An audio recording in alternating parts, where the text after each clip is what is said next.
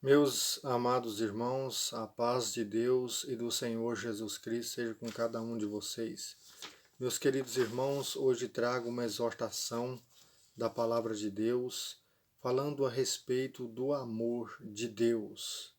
E o texto que nós iremos abordar nesta exortação, nesta reflexão da palavra de Deus, é o texto de 1 João, capítulo 4, verso 7, que diz assim: Amados, amemos uns aos outros, porque o amor procede de Deus, e todo aquele que ama é nascido de Deus e conhece a Deus. Quem não ama não conhece a Deus, pois Deus é amor. Nisto se manifestou o amor de Deus em nós, em haver Deus enviado seu Filho unigênito ao mundo, para vivermos por meio dele. Nisto consiste o amor, não em que nós tenhamos amado a Deus, mas em que ele nos amou e enviou seu Filho como propiciação pelos nossos pecados. Amados, se Deus nos amou de tal maneira, nós também devemos amar uns aos outros. Ninguém nunca viu Deus.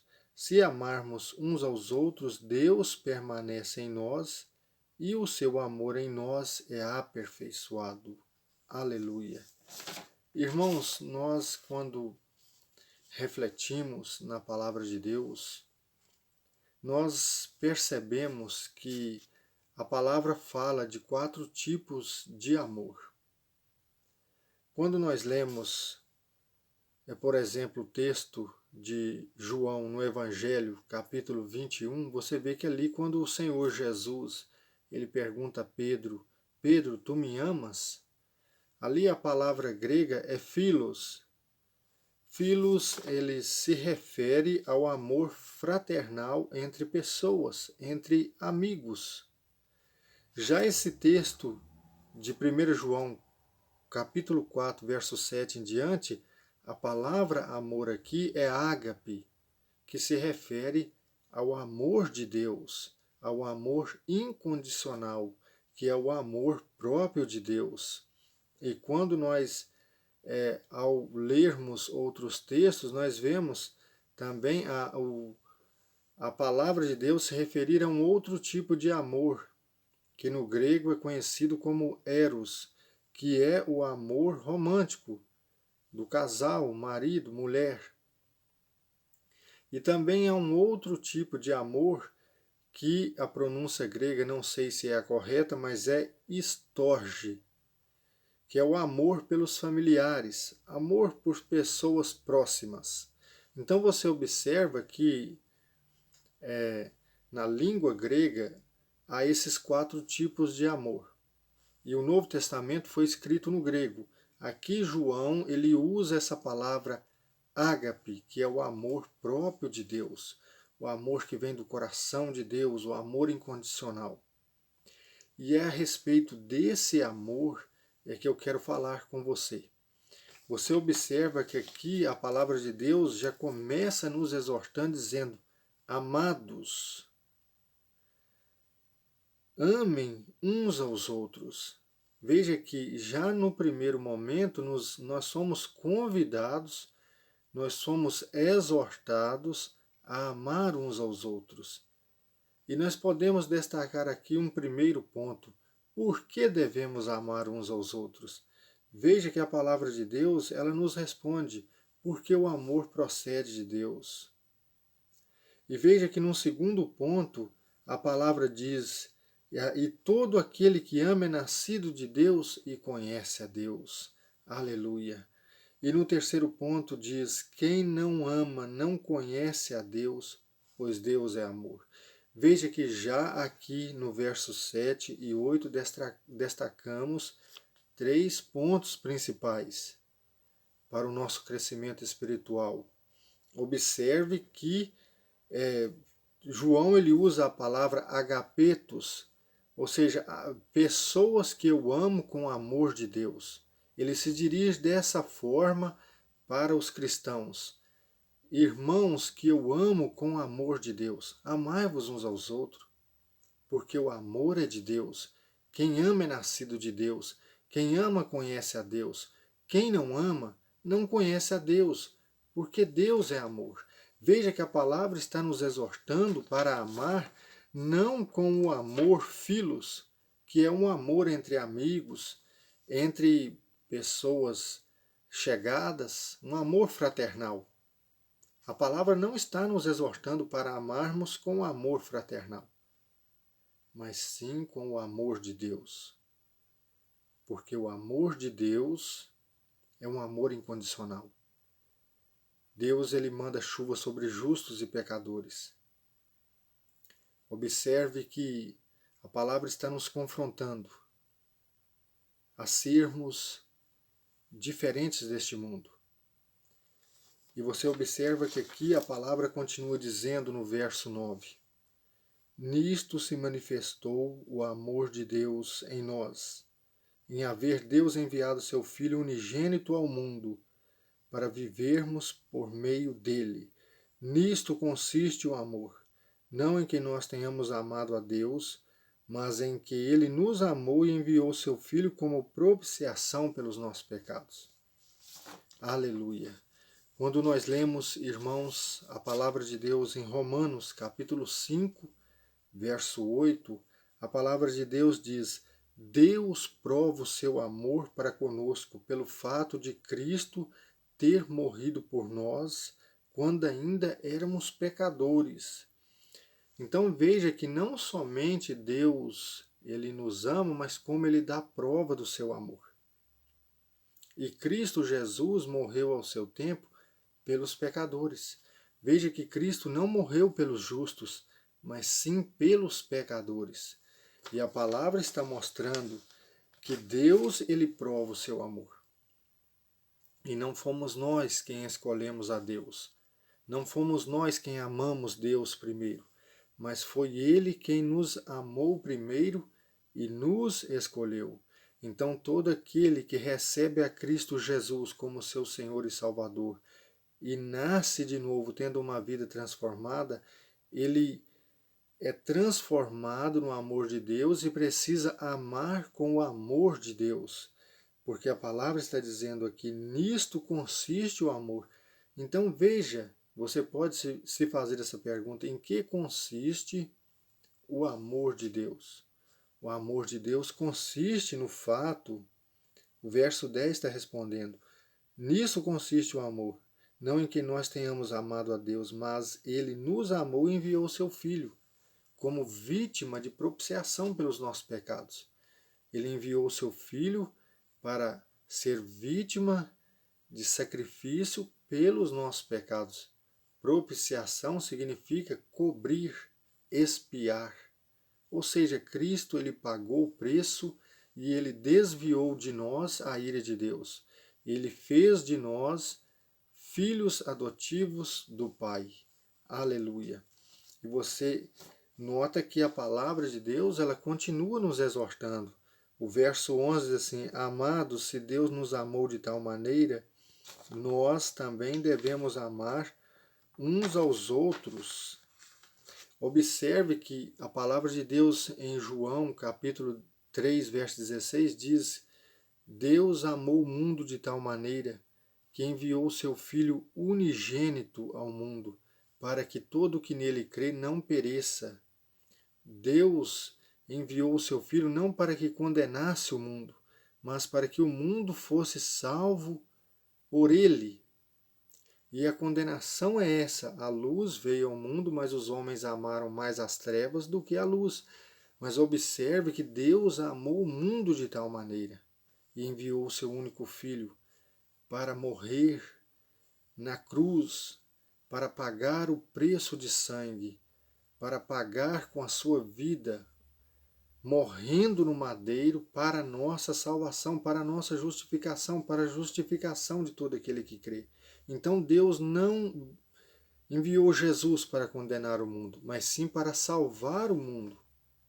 Agora, a condenação ela consiste no fato de que a pessoa que não ama a luz, que não se aproxima da luz, ele se afasta para as trevas.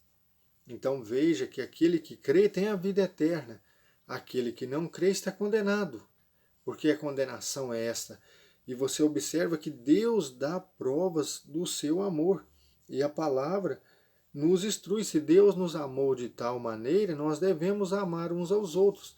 Mas nós não devemos amar somente com amor fraternal, mas sim com o ágape, que é o amor próprio de Deus, um amor incondicional. Você não deve amar somente aqueles que te amam, mas devemos amar também os nossos inimigos. Lembre-se da parábola do bom samaritano. Então nós precisamos ter isso em mente. Como bons filhos de Deus, devemos dar a mão àquele que está caído. Você observa que a palavra de Deus em 1 Coríntios capítulo 8, do verso 1 ao 3, na parte B do verso 1 diz: o conhecimento traz orgulho, mas o amor edifica. Ou seja, o amor, ele constrói.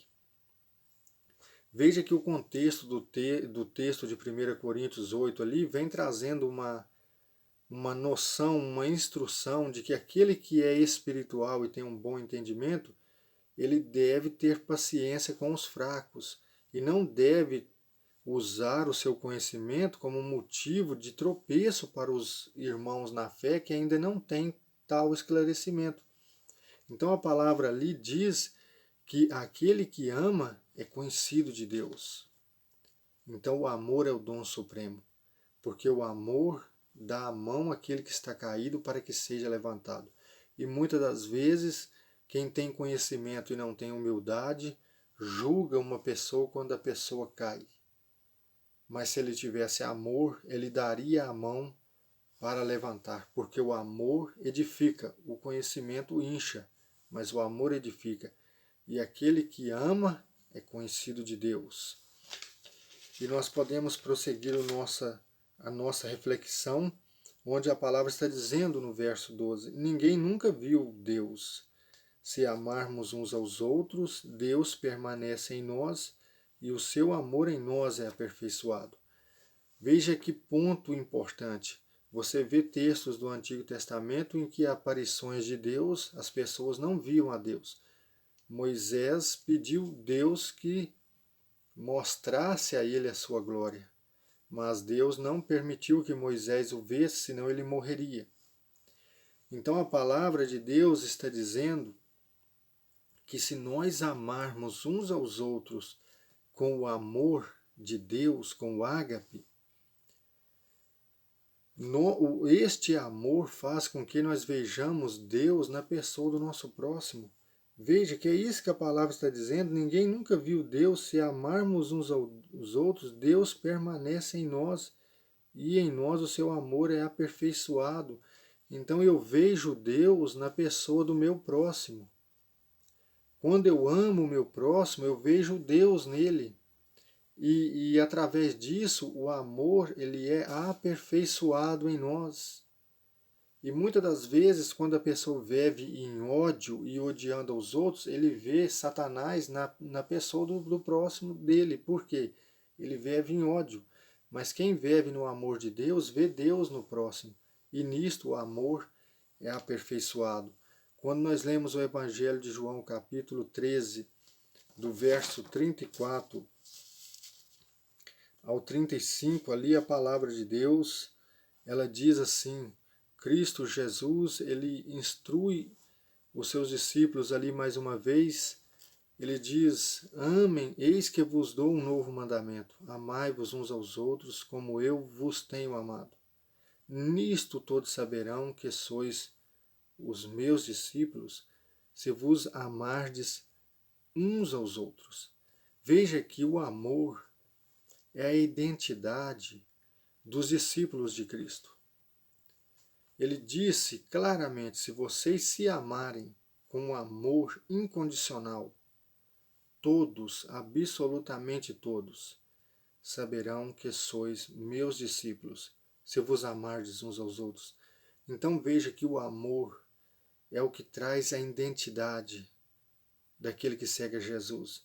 Não adianta nada alguém dizer que é um discípulo de Cristo se ele vive em amargura e em ódio, se ele vive somente condenando e sendo condenado. porque a característica dos discípulos de Cristo é esse amor que edifica, esse amor que vem do coração de Deus. E observe, meus queridos irmãos, que quando nós também abrimos aqui a nossa Bíblia, em 1 Coríntios capítulo 13, nós vemos que o amor é o dom supremo.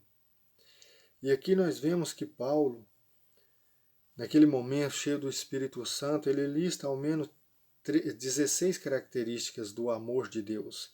E ele diz no verso 4, o amor é paciente, o amor é bondoso, o amor não arde em ciúmes, o amor não se envaidece, o amor não é orgulhoso e não se conduz de forma inconveniente, não busca seus interesses, não se irrita, não se ressente do mal.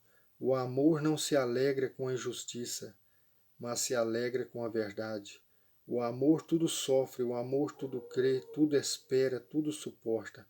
O amor jamais acaba. Veja, meus amados irmãos, que o amor é o dom supremo.